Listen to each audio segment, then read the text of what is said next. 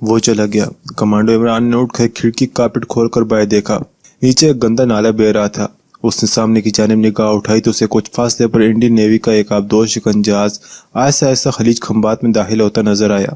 اس نے جلدی سے کھڑکی بند کر دی۔ میرے خدا، وہ سوچنے لگا، اپنا یہ آدمی شاہ جی عرف چندرکانت تو بالکل دشمن کے سر کے اوپر اور موت کے منہ میں بیٹھا ہے۔ انڈین نیوی کی جہازوں کی نقل و حرکت پر نگاہ رکھنے کے لیے اس سے موزوں جگہ شاید اور کوئی نہیں تھی۔ کھڑکی اس نے اس لیے فوراً بند کر دی تھی کہ انتہائی سیکورٹی کا زون تھا اور عین ممکن ہے کہ خلیج یعنی ابدائے میں سیکورٹی والے دوربینوں سے اس علاقے پر نظر رکھے ہوئے ہوں۔ شاہ جی عمران کے لیے چائے اور ڈبل روٹی لے آیا۔ کہنے لگا، میں دفتر کو تالا لگا کر جبران کو سٹور پر لے جا رہا ہوں، تم یہیں خاموشی سے بیٹھے رہنا، مجھے 1 گھنٹہ لگ جائے گا۔ اس نے کھڑکی کی طرف اشارہ کیا اور بولا، اس کھڑکی کو کھولنے کی غلطی مت کرنا، یہ سارے مکان خلیج کی سیکورٹی والوں کی نگاہوں میں ہیں۔ عمران نے کہا، مجھے اس کو کھولنے کی ضرورت نہیں ہے، تم فکر نہ کرو۔ عمران نے دشمن کی سرزمین میں قدم رکھنے کے بعد یہ پہلا جھوٹ بولا تھا۔ اتنا جھوٹ اس کی کمانڈو ٹریننگ کا حصہ تھا اور اسے اس کی خاص تربیت دی گئی تھی۔ شاہ جی عرف چندرکانت دفتر کو تالا لگا کر جبران کو ساتھ لے کر چلا گیا۔ کمانڈو عمران بند کمرے میں بڑے صبر اور استقامت سے بیٹھ رہا۔ حالانکہ وہاں گرمی تھی اور کھڑکی کھولنے سے اندر سمندر کی جانب سے ٹھنڈی ہوا آ سکتی تھی، مگر دوسری بار وہ یہ حماقت نہیں کر سکتا تھا۔ 1 گھنٹے کے بعد شاہ جی عرف چندرکانت واپس آیا۔ کہنے لگا، جبران کو میں نے ناشتہ بھی کرا دی ہے اور سٹور کی چابی بھی دے دی ہے۔ جب تک تم اپنے مشن سے واپس نہیں آؤ گے وہ اسی جگہ پر رہے گا۔ وہ کمرے کو باہر سے تالا لگا کر نیچے دفتر میں جا کر بیٹھ گیا۔ لوگ اس سے ملنے آتے رہے، کبھی کبھی ٹیلی فون کی گھنٹی بھی بج اٹھتی۔ شاہ جی عرف چندرکانت فون پر گجراتی زبان میں بالکل ہندوؤں کی طرح بڑی لجاجت کے ساتھ کوئی بات کرتا اور پھر فون بند ہو جاتا۔ دوپہر کے وقت دفتر میں ذرا خاموشی ہوئی تو چندرکانت مجھے خود اوپر آ کر کھانا دے گیا۔ کہنے لگا، اب میں شام کو آؤں گا، تھوڑی دیر کے لیے مجھے دفتر کو تالا لگا کر مارکیٹ میں جانا ہوگا، تمہارے لیے نئے کپڑے لانے، تم کمرے سے باہر قدم مت نکالنا۔ عمران کھانا کھا کر چارپائی پر لیٹ گیا۔ رات بھر کا جاگا ہوا تھا، اسے بہت جلد نیند نے آ لیا۔ اسے شاہ جی عرف چندرکانت نے آ کر جگایا۔ وہ کمانڈو عمران کے لیے ملہوئی رنگ کی پتلون قمیض اور ٹھنڈی جیکٹ لایا تھا، ایک جوڑا جوتوں کا بھی تھا۔ کہنے لگا، تمہیں اپنا ہندوانہ نام یاد ہے نا؟ عمران بولا، مجھے زبانی یاد ہو گیا ہے، میرا نام دیوی دت ہے اور جبران کا نام دھرم داس ہے۔ چندرکانت نے کہا، تمہیں انڈیا میں رہ کر گاندھی کیپ اور کانگریسی کھدر کا لباس پہننے کی ضرورت نہیں، آج کل یہاں زمانہ بہت بدل چکا ہے۔ ہندو سکھ لڑکیاں نیکرے پہن کر کالج جاتی ہیں، کھدر کے کرتے پاجامے ماضی کا قصہ بن چکے ہیں۔ یہ لباس صرف کانگریس کے لیڈر اور ورکر ہی پہنتے ہیں۔ میں اس لیے یہ لباس پہنتا ہوں کہ میں نے شروع سے یہی پہناوا کیے ہوئے، میں اسے بدلنا نہیں چاہتا۔ پہناوا بدلنے سے میں خواہ مخواہ لوگوں کی نظروں میں آ جاؤں گا۔ دفتر اس نے بند کر دیا ہوا تھا۔ رات کا کھانا چندرکانت نے عمران کے ساتھ دفتر کے اوپر والے کمرے میں ہی بیٹھ کر کھایا۔ کہنے لگا، میں ایک لمبے عرصے سے یہاں رہ کر انڈین نیوی کی جہازوں کی نقل و حرکت کا جائزہ لے رہا ہوں۔ اب تو میں جہاز کی سیٹی کی آواز سے پہچان لیتا ہوں کہ یہ فریگیٹ کی آواز ہے، یہ بڑے جنگی جہاز کی آواز ہے، اور یہ تیار برادر بیری جہاز کی آواز ہے، اور یہ ہم پیٹرولنگ موٹر بوٹ کی آواز ہے۔ جب اس کھڑکی میں سے ایک خاص وقت پر کسی جنگی جہاز کو خلیج میں سے داخل ہوتا دیکھتا ہوں تو مجھے معلوم ہوتا ہے کہ وہ خلیج کے اندر جا کر کون سے خفیہ مقام پر لنگر انداز ہوگا۔ اس طرح مجھے انڈین نیوی کے سب سے بڑے تیار برادر جنگی جہاز کا بھی علم ہے کہ وہ خلیج میں سے کن خفیہ رستوں سے گزر کر کس جگہ پر جا کر لنگر انداز ہوتے ہیں۔ یہ معلومات میں ہر ماہ ایک سروے رپورٹ کی شکل میں پاکستان پہنچا دیتا ہوں۔ میری یہ معلومات تمہارے مشن یو بوٹ 29 میں بہت کام آئے گی۔ کمانڈو عمران نے شاہ جی عرف چندرکانت سے پوچھا، آپ نے ابھی تک مجھے یہ نہیں بتایا کہ مجھے کون سے شہر جانا ہے اور وہاں اپنی کس آدمی سے ملاقات کرنی ہے۔ میرے خیال ہے کہ اب وقت آ گیا، کیونکہ بقول آپ کے میں صبح منہ اندھیرے یہاں سے روانہ ہونے والا ہوں۔ شاہ جی عرف چندرکانت نے عمران کی طرف انگلی کا اشارہ کرتے ہوئے کہا، تم نے بالکل ٹھیک کہا ہے، اب وقت آ گیا ہے کہ میں تمہیں یہ سب کچھ بتا دوں۔ پہلے یہ بتاؤ کہ تم پہلے کبھی انڈیا آئے ہو؟ اگر آئے ہو تو کیا دہلی شہر تم نے دیکھا ہے؟ عمران نے کہا، ایک دینی جماعت کے ساتھ میں نظام الدین اولیاء کے مزار پر حاضری دینے کے لیے کئی بار دہلی آیا ہوں اور اس شہر کی میں نے خوب سیر کی ہے۔ اس کے علاوہ ویزا لے کر دوستوں کے ساتھ امرتسر اور چندی گڑھ کرکٹ میچ دیکھنے بھی آتا رہا ہوں۔ اس کے سوا میں انڈیا میں کہیں نہیں گیا، اب اس علاقے کو دیکھنے کا اتفاق ہوا ہے۔ شاہ جی عرف چندرکانت بولا، یہ بڑی اچھی بات ہے کہ تم دہلی شہر سے واقف ہو۔ اب میری بات غور سے سنو، کیا تمہیں کبھی دہلی کی جامع مسجد دیکھنے کا اتفاق ہوا ہے؟ عمران بولا، ہم اپنی دینی جماعت کے ارکان کے ساتھ جب بھی دہلی آتے تھے تو جمعہ کی نماز دہلی کی جامع مسجد میں ہی پڑھتے تھے۔ شاہ جی عرف چندرکانت نے کہا، پھر تمہیں یہ بھی معلوم ہوگا کہ جامع مسجد کے ارد گرد کئی ہوٹل اور ریسٹوران ہیں اور یہاں مسلمانوں کی آبادی بہت زیادہ ہے۔ عمران نے کہا، جی ہاں مجھے معلوم ہے، ہم لوگ وہیں چوک کے ایک ہوٹل میں بیٹھ کر دوپہر کا کھانا بھی کھاتے تھے۔ چندرکانت کہنے لگا، بس اب تم وہاں پہنچ گئے ہو جہاں میں تمہیں پہنچانا چاہتا ہوں۔ جامع مسجد کے حق میں جو چوک ہے وہاں ایک درمیانی درجے کا ہوٹل ہے جس کا نام ہے۔ شاہ جی عرف چندرکانت نے کمانڈو عمران کو اس ہوٹل کا صحیح نام بتا دیا تھا جسے ہم مصلحتاً یہاں ظاہر نہیں کرنا چاہتے۔ ہم اس کا فرضی نام نگینہ ہوٹل رکھ لیتے ہیں، اور چندرکانت نے اس ہوٹل کے مالک کا نام جو بتایا تھا وہ بھی ہم پوشیدہ رکھ رہے ہیں۔ اس کا بھی فرضی نام ہم حاجی جمال الدین رکھ لیتے ہیں۔ دوسری اہم بات یہ ہے کہ ہم نے علاقے کا حدود و عربہ بھی بدل دیا ہے، کیونکہ یہ لوگ آج بھی وہاں پر موجود ہیں اور وطن عزیز کے لیے اپنی جان اور اپنے بچوں کا مستقبل خطرے میں ڈال کر کام کر رہے ہیں، صرف اس لیے کہ وہ مسلمان ہیں اور انہیں پاکستان سے محبت ہے، اور وہ پاکستان کو طاقتور اور دشمنوں کے ہتھکنڈوں سے محفوظ دیکھنا چاہتے ہیں۔ یہ تبدیلیاں بہت ضروری ہیں، لیکن اس سے جرأت اور شجاعت کی اس داستان میں کوئی تبدیلی نہیں کی گئی۔ تمام سنسنی خیز اور حب الوطنی میں سرشار واقعات اسی طرح پیش کیے جا رہے ہیں جس طرح وہ وقوع پذیر ہوئے تھے۔ ہم چاہیں گے کہ آپ یہاں یہ بات اپنے ذہن میں رکھیں کہ ہم دشمن کے ملک بھارت میں اور بھارت کے ہر شہر میں اپنے جن آدمیوں کا ذکر کریں گے اس کا نام فرضی ہوگا، حلیہ فرضی ہوگا اور حدود عربہ بھی تبدیل کیا ہوگا، لیکن واقعات حرف بہ حرف سچے ہوں گے۔ اب ہم حریت اور شجاعت کی اس حب الوطنی اور اسلام کے جذبے میں ڈوبی ہوئی مجاہدانہ کمانڈو دستان کو لے کر آگے چلتے ہیں۔ شاہ جی عرف چندرکانت عمران کو کہہ رہا تھا، چوک جامع مسجد میں نگینہ ہوٹل ہے جس کے مالک کا نام جمال الدین ہے، مگر لوگ انہیں حاجی صاحب کہہ کر بلاتے ہیں۔ تم دلی پہنچ کر حاجی صاحب سے جا کر ملو گے، میں تمہیں خفیہ زبان میں لکھا ہوا ایک خط دوں گا۔ وہ خط تم حاجی صاحب کو دو گے، وہ سب سمجھ جائیں گے کہ تم کون ہو اور کس مشن پر بھارت آئے ہو۔ اس کے بعد تمہیں کیا کرنا ہوگا یہ تمہیں حاجی صاحب ہی بتائیں گے۔ تمہاری گاڑی بھاؤ نگر سے صبح منہ اندھیرے چلتی ہے، یہ گاڑی تمہیں احمد آباد تک لے جائے گی۔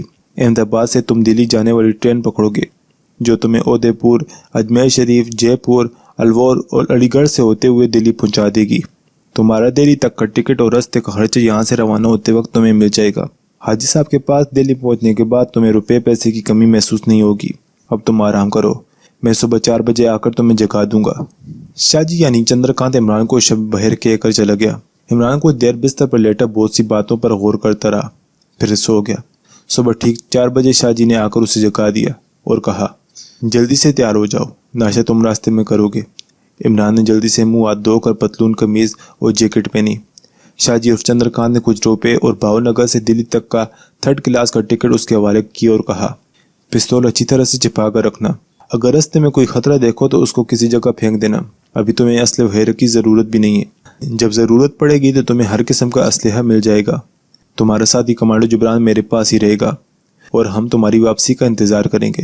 اب خاموشی کے ساتھ دفتر کا دروازہ تھوڑا سا کھول کر باہر نکل جاؤ، آگے ایک چوک آئے گا، اس چوک میں تمہیں کوئی رکشا ٹیکسی مل جائے گی۔ خدا حافظ، اللہ تمہیں اپنے مشن میں کامیاب کرے، آمین۔ عمران شاہ جی سے ہاتھ ملا کر کمرے کی سیڑھیاں اتر کر نیچے دفتر میں آ گیا۔ دفتر کا دروازہ تھوڑا سا کھول کر بازار میں نکل آیا۔ پھوپ پھٹ رہی تھی، ابھی اندھیرا تھا۔ بازار میں بجلی کا لیمپ روشن تھا۔ جس طرف جانے کو شاہ جی نے بتایا تھا وہ اسی طرف چل پڑا۔ بازار بالکل خالی پڑا تھا۔ دور کسی مندر سے گھنٹیوں کی دبی دبی آواز آ رہی تھی۔ چوک میں آیا تو وہاں صرف ایک موٹر رکشہ کھڑا تھا جو خالی تھا، اس کا ڈرائیور جاگ رہا تھا۔ عمران نے گجراتی زبان میں کہا، ریلوے اسٹیشن لے چلو۔ وہ رکشے میں بیٹھ گیا اور رکشہ بھاؤ نگر کے ریلوے اسٹیشن کی طرف روانہ ہو گیا۔ اسٹیشن پر زیادہ رونق نہیں تھی۔ وہ پلیٹ فارم پر آ گیا۔ پلیٹ فارم پر احمد آباد جانے والی گاڑی ابھی نہیں لگی تھی۔ تھوڑی سی مسافر بیٹھے گاڑی کا انتظار کر رہے تھے۔ چائے کی کینٹین کھلی ہوئی تھی۔ 2-3 مسافر کاؤنٹر کے پاس کھڑے ناشتہ وغیرہ کر رہے تھے۔ عمران نے بھی وہیں کھڑے کھڑے ناشتہ کیا اور چائے پیتے ہوئے مسافروں کا جائزہ لینے لگا۔ کمزور چہروں والے مفلوق الحال قسم کے مسافر تھے۔ پولیس کا ایک سپاہی چھوٹا سا ڈنڈا گھماتا پلیٹ فارم پر ٹہر رہا تھا۔ عمران کو اپنے پستول کا خیال آ گیا جو اس نے اپنی پتلون کے اندر جانگی کی جیب میں چھپایا ہوا تھا۔ تشویش کی بظاہر کوئی بات نہیں تھی۔ پولیس کے سپاہی نے عمران کی طرف دیکھا بھی نہیں تھا۔ عمران کو ہنگامہ خیز حالات میں بھی پرسکون رہنے کی خاص تربیت ملی ہوئی تھی۔ وہ خاموشی اور سکون کے ساتھ کاؤنٹر سے ٹیک لگائے چائے پیتا رہا۔ پلیٹ فارم کے تمام پنکھے چل رہے تھے، بتیاں جل رہی تھیں۔ جہاں پلیٹ فارم کی چھت ختم ہوتی تھی وہاں صبح کی ہلکی ہلکی نیلگیوں روشنی نمودار ہونے لگی تھی۔ اتنے میں ٹرین آ کر پلیٹ فارم پر لگ گئی۔ دوسرے مسافروں کی طرح عمران بھی 3rd کلاس کے ایک ڈبے میں بیٹھ گیا۔ ڈبے میں پہلے سے مسافر لمبی تان کر سو رہے تھے۔ یہ ٹرین صرف احمد آباد تک جا رہی تھی۔ ٹرین کچھ دیر کے بعد چل پڑی۔ شہر سے نکلنے کے بعد دونوں جانب ہرے ہرے کھیت شروع ہو گئے جب احمد آباد قریب آیا تو پہلے دونوں طرف بڑے بڑے کتنے ہی کارخانے گزرے۔ یہ سب کپڑے کے کارخانے تھے۔ احمد آباد پر ٹرین رکی تو سارے مسافر اتر گئے۔ معلوم ہوا کہ دلی جانے والی ٹرین 1 گھنٹے بعد چلے گی۔ عمران نے پستول کے ساتھ پلیٹ فارم پر بیٹھنا مناسب نہ سمجھا اور 3rd کلاس کے مسافر خانے میں آ کر ایک طرف ہو کر بیٹھ گیا۔ احمد آباد کا اسٹیشن کافی بڑا اسٹیشن تھا۔ اس وقت تک دن کے 9 بجے کا ٹائم ہو چکا تھا۔ آخر دلی جانے والی گاڑی آ گئی۔ دلی کے مسافر پلیٹ فارم کی طرف دوڑ پڑے۔ ان کے پیچھے پیچھے عمران بھی پلیٹ فارم پر آ گیا۔ اس نے گہری نظر سے پلیٹ فارم کا جائزہ لیا۔ اسے کوئی خاص بات نظر نہ آئی۔ وہ صرف یہ دیکھنا چاہتا تھا کہ کسی کی نگاہ میں تو نہیں آ گیا۔ ایسی کوئی بات نہیں تھی۔ وہ 3rd کلاس کے ڈبے میں سوار ہو گیا۔ آدھے گھنٹے کے بعد ٹرین دلی کی طرف چل پڑی۔ یہ کافی لمبا سفر تھا۔ ٹرین ایکسپریس تھی۔ احمد آباد سے نکلتے ہی ہوا سے باتیں کرنے لگی۔ چھوٹے چھوٹے اسٹیشن چھوڑتی چلی جا رہی تھی۔ عمران کو خوشی ہوئی کہ وہ اپنی منزل پر جلدی پہنچ جائے گا۔ شاہ جی اف چندر کانت گجراتی نے دلی کی نگینہ ہوٹل والے حاجی صاحب کے نام جو کوڈ الفاظ میں خط لکھ کر دیا تھا وہ لفافے میں بند عمران کی جیب میں محفوظ تھا۔ سارا دن سفر میں گزر گیا۔ شام بھی گزر گئی۔ ٹرین علی گڑھ پہنچی تو رات ہو چکی تھی۔ یہ علاقہ کمانڈو عمران پہلی بار دیکھ رہا تھا۔ ٹرین رات 11 بجے کے قریب دہلی پہنچی۔ عمران نے رکشہ پکڑا اور جامع مسجد آ گیا۔ چوک میں نگینہ ہوٹل تلاش کرنے میں اسے کوئی دقت نہ ہوئی۔ درمیانے درجے کا 3 منزلہ ہوٹل تھا۔ ہوٹل میں کچھ لوگ بیٹھے چائے وغیرہ پی رہے تھے۔ دلی میں گجرات کٹھیاواڑ کے مقابلے میں موسم کافی ٹھنڈا تھا۔ کمانڈو عمران بھرپور جوان آدمی تھا۔ کمانڈو کی تربیت نے اس کے جسم کو کثرتی اور لوہے کی طرح مضبوط بنا دیا تھا۔ اسے سردی کا زیادہ احساس نہیں ہو رہا تھا۔ دہلی میں لوگوں نے خوب گرم کپڑے پہن رکھے تھے۔ عمران نے ہوٹل کے ایک لڑکے سے حاجی صاحب کے بارے میں پوچھا۔ اس نے ہوٹل کے کاؤنٹر کی طرف اشارہ کیا اور بولا، حاجی صاحب وہ سامنے آرام کرسی پر بیٹھے ہیں۔ کاؤنٹر کے پاس کرسی پر جو شخص بیٹھا تھا اس کا رنگ گندمی تھا۔ عمر 50 سے 1-2 سال اوپر ہی ہوگی۔ چھوٹی چھوٹی شہری داڑھی تھی جس کے بعد سفید ہونا شروع ہو گئے تھے۔ سر پر گرم اونی ٹوپی تھی۔ سفید کرتے پاجامے کے اوپر پشمینے کی گرم چادر اوڑھ رکھی تھی اور بڑے آرام سے کرسی پر نیند دراز ہو کر پی رہے تھے۔ عمران ہوٹل کے دروازے کی ایک طرف کھڑا انہیں دیکھ رہا تھا۔ حاجی صاحب اسی لائن کے آدمی تھے۔ دیکھتے ہی سمجھ گئے کہ یا تو یہی شخص CID کا آدمی ہے یا اپنی انٹیلیجنس کے کسی آدمی نے اسے ان کے پاس بھیجا ہے۔ ایک بار نظر بھر کر عمران کو دیکھا اور پھر کاؤنٹر پر جو منشی حساب کتاب کر رہا تھا اسے باتیں کرنے لگا، لیکن کنکھیوں سے عمران کو بھی دیکھ لیتے تھے۔ عمران آگے بڑھ کر ان کے پاس گیا، السلام علیکم کیا۔ انہوں نے وعلیکم السلام کہہ کر اکھے کے لیے ایک طرف کو کر دی اور پوچھا، میاں تمہیں پہلی بار دیکھا ہے، کہاں سے آ رہے ہو؟ عمران نے شاہ جی اف چندر کانت کا خط جیب سے نکال کر انہیں دیا اور کہا، آپ کے نام یہ خط لایا ہوں۔ حاجی صاحب نے لفافہ کھولا اور عبارت کو دیکھتے ہی بولے، میاں تشریف رکھیں۔ عمران ان کے قریب ہی کرسی پر بیٹھ گیا۔ خط پڑھ کر حاجی صاحب بولے، بہن بھائی سب خیریت سے ہیں نا؟ عمران نے کہا، جی ہاں، اللہ کا بڑا فضل ہے۔ کرسی سے اٹھتے ہوئے بولے، آپ نے کھانا کھایا ہے یا نہیں؟ عمران نے کہا، جی اسٹیشن پر کھا لیا تھا، شکریہ۔ رات کافی گزر چکی ہے، میرے خیال ہے آپ آرام کریں، صبح باتیں ہوں گی۔ آئیے میں آپ کو آپ کا کمرہ دکھا دوں۔ وہ عمران کو ہوٹل کی دوسری منزل پر ایک کمرے میں لے آئے جہاں پلنگ پر بستر لگا تھا، کمبل طے کر کے رکھا ہوا تھا۔ دروازہ بند کرنے کے بعد ان کے قریب آ کر بولے، تمہارا کوئی پیچھا تو نہیں کر رہا تھا؟ عمران نے کہا، جہاں تک میں سمجھتا ہوں کوئی میرا پیچھا نہیں کر رہا تھا۔ کہنے لگے، پھر انہوں نے انٹرکام فون پر کسی سے کہا کہ کمرہ نمبر 3 میں چائے لے آؤ۔ فون بند کر کے بولے، میں نے شاہ جی کا خط پڑھ لیا ہے، تمہارے بارے میں انہوں نے سب کچھ بڑی تفصیل سے لکھ دیا ہے۔ یہ بتاؤ کیا تم شوقِ کمانڈو یا تم نے باقاعدہ کمانڈو ٹریننگ حاصل کی تھی؟ عمران نے کہا، جی میں فوج کی کمانڈو بٹالین کا کمانڈنگ آفیسر رہ چکا ہوں۔ فوج سے سبق دوش ہونے کے بعد مجھے جہاد کشمیر میں شرکت اور وطن پاک کے استحکام کے لیے کچھ کرنے کا جذبہ یہاں لے آئے۔ بڑی مبارک بات ہے۔ حاجی صاحب صوفے پر بیٹھتے ہوئے بولے، تم لوگ خوش قسمت ہو کہ پاکستان میں رہ رہے ہو جو ایک آزاد اسلامی ملک ہے۔ پاکستان کی ایٹمی طاقت بن جانے سے بھارت کے مسلمانوں کو بڑی تقویت ملی ہے۔ انشاءاللہ پاکستان اب ہمیشہ سلامت اور مستحکم رہے گا، لیکن ہندو پاکستان کا دشمن ہے، وہ پاکستان کو پھلتا پھولتا نہیں دیکھنا چاہتا۔ عمران نے کہا، ہندوؤں کے انہی ناپاک عزائم کو خاک میں ملانے، وہ کشمیری مسلمانوں کے حق خودداریت کی خاطر کٹ مرنے کا جذبہ مجھے دشمن کے گھر میں کھینچ لایا ہے۔ حاجی صاحب بولے، شاہ جی نے تمہارا اسلامی نام عمران لکھا ہے، یہی نام ہے نا تمہارا؟ جی ہاں، عمران نے جواب دیا۔ حاجی صاحب نے کہا، میاں عمران ابھی تم آرام کرو، کل تم سے باقی باتیں ہوں گی۔ اور ہاں تمہارا پستول کہاں ہے؟ عمران نے کہا، میں نے اسے اپنے انڈرویئر میں چھپا رکھا ہے، وہ نکال کر مجھے دے دو، اس کا تمہارے پاس رہنا ٹھیک نہیں۔ کمانڈو کبھی اپنا اسلحہ کسی اجنبی کو نہیں دیتا، لیکن شاہ جی نے حاجی صاحب کا جو اولیہ بتایا تھا حاجی صاحب کا وہی اولیہ تھا۔ اور انہوں نے مرموز زبان میں لکھے ہوئے خط کی تحریر بھی پڑھ لی تھی۔ یہ حاجی صاحب کے سوا کوئی اور نہیں ہو سکتا تھا۔ عمران کو ہچکچاتے دیکھ کر حاجی صاحب بولے، میاں یہ تمہاری امانت میرے پاس رہے گی، جب اس کی ضرورت سمجھو مجھ سے لے لینا۔ اس نے کہا، جیسے آپ کی مرضی، اور عمران نے پستول نکال کر میگزین ان کے حوالے کر دیا۔ پستول کو رومال میں لپیٹ کر انہوں نے چادر کے اندر چھپا لیا۔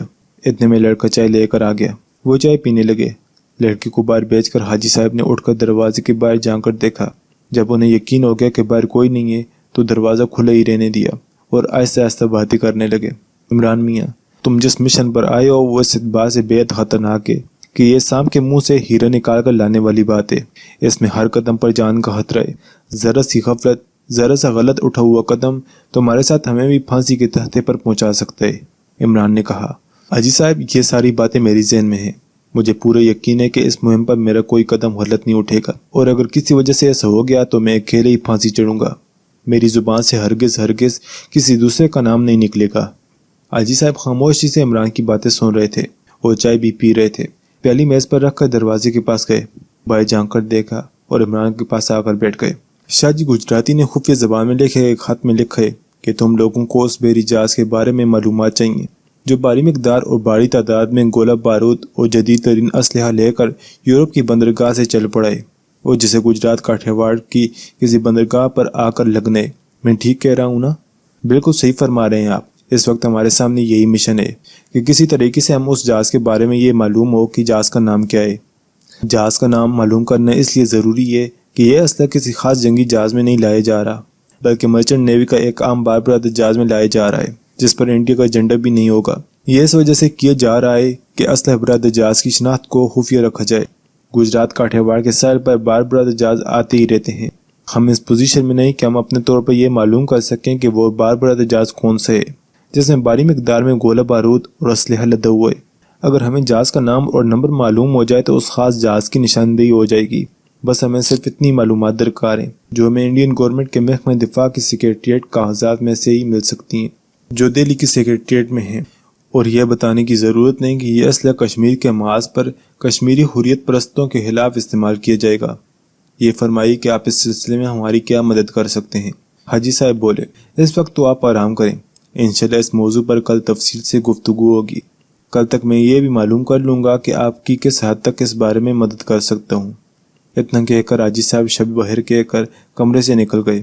عمران نے اٹھ کر دروازہ بند کر کے اندر سے چٹانے لگائی اور بستر پر لیٹ کر کمبر اوپر کر لیا اور سوچنے لگا کہ حاجی صاحب ہماری مدد کر سکیں گے۔ دوستو آج کے لیے بس اتنی۔ اسی کہانی کی اگلی نشست لے کر آپ کی خدمت میں بہت جلد حاضر ہوں گے۔ تب تک کے لیے آپ سب دوستوں سے اجازت چاہتے ہیں۔ اللہ حافظ۔